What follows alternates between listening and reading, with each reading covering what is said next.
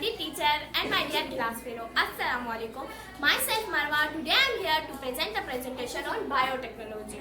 So what is biotechnology? साइंसी मालूमात या हम खुद किसी चीज़ पर स्टडी करते हैं और उसे अपनी लाइफ में अप्लाई करते हैं और उससे हमें फ़ायदा पहुंचता है, वो बायोटेक्नोलॉजी कहलाती है। फॉर एग्जांपल कार इंडस्ट्री है जिसमें छोटे छोटे पुर्जों को जोड़कर एक बड़ी गाड़ी बनाई जाती है। इसी तरह मेडिकल की टेक्नोलॉजी है जिसमें दवाइयाँ बनाई जा रही हैं, इंसुलिन बनाया जा रहा है, एंटीबायोटिक्स बनाई जा रही हैं, दवाइयाँ पैक हो रही हैं, सर्जरी के आलात बन रहे हैं। ये सब चीज़ें इंसानों के फ़ायदे के लिए इस्तेमाल हो रही हैं। हम किसी चीज़ पर स्टडी करते हैं और उसे इंडस्ट्रियल पर्पजेस या कमर्शियल यूज़ करते हैं, उससे इंसानों को फ़ायदा पहुंचता है, तो उस स्टडी को बायोटेक्नोलॉजी कहते हैं। Thank you for listening. In the name of Allah, the most beneficent and the most merciful. Assalamu alaikum everyone and good morning. Myself is Abbas, I am student of class 8. Today I am here to present about kidney. Kidney क्या होती है? As we know that kidney is the basic part of our body. Let's talk about its structure. कि इसका structure क्या होता है और इसके फंक्शंस क्या होते हैं। जैसे कि आप देख सकते हैं कि किडनी का वर्टिकल सेक्शन जो है वो ऐसा होता है। Cortex, medulla, renal artery, renal vein, capsule, ureter. Cortex जो होता है ये रेडिश कलर का होता है और ये आउटर पार्ट होता है। It contain tiny blood capillaries. Next medulla जो होता है ये इनर पार्ट होता है और ये पिरामिड शेप में होता है। It contain millions of nephrons. The next is renal artery. Renal artery जो होता है that contain blood from kidney to heart ताकि इसकी फिल्ट्रेशन कर सके। The next is renal vein. Renal vein जो होता है that return blood to heart from kidney.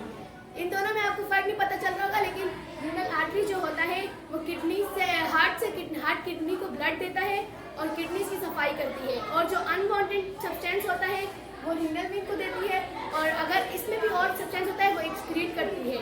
और नेक्स्ट इज कैप्सूल जो होता है ये किडनी के मांस को सपोर्ट और प्रोटेक्ट करता है। यूरेटर जो होता है वो यूराइनरी ब्लडर के साथ कनेक्ट होता है। नेफ्रॉन आपको इसमें नहीं दिख रहा होगा। जैसे हमारी बॉडी में बहुत से सेल्स होते हैं जो हमें नहीं दिख सकते, जो सिर्फ माइक्रोस्कोप से दिखते हैं, इसीलिए इस तरह किडनी में भी सेल होते हैं जिसको हम नेफ्रॉन कहते हैं। तो जैसे हमारी किडनी में बहुत से बेसिक स्ट्रक्चर और फंक्शनल होते हैं, इसी तरह ये जो नेफ्रॉन है वो किडनी का बेसिक स्ट्रक्चर और फंक्शनल यूनिट होता है। Then I tell you function of kidney. Kidney जो होती है वो हमारे ब्लड को साफ करती है और अनवांटेड सब्सटेंस को रीनल वेन तक पहुंचाती है, और जो हमारे इंपॉर्टेंट न्यूट्रिशनल होते हैं उसके जरिए हमारा किडनी का चलता रहता है, और जो हमारे पास हमारे बॉडी में फालतू काम होता है वो एक्सक्रीट कर देती है यूराइन के थ्रू। Thank you.